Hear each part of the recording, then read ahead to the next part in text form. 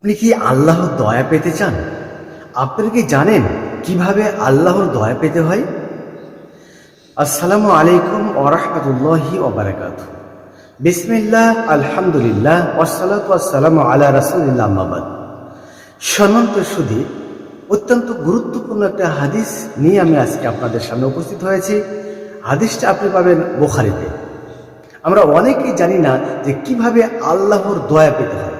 আমরা কিভাবে আল্লাহর দয়া পাবো এটা আমরা বুঝি না।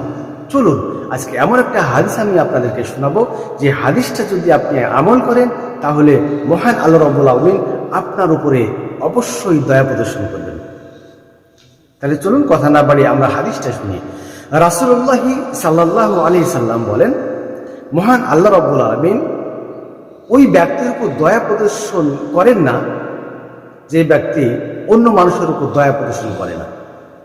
সুতরাং এই হাদিস থেকে আমরা বুঝলাম যে যদি আমরা মানুষের উপর দয়া প্রদর্শন করি তাহলে আল্লাহ আমাদের উপর দয়া প্রদর্শন করবেন। আল্লাহ রাব্বুল আলামিন আমাদের সবাইকে মানুষের প্রতি দয়া প্রদর্শন করতে সহায় হোক, এই কামনা করে আজকের হাদিসটা শেষ করছি। আসসালামু আলাইকুম ওয়া রাহমাতুল্লাহি ওয়া বারাকাতুহু।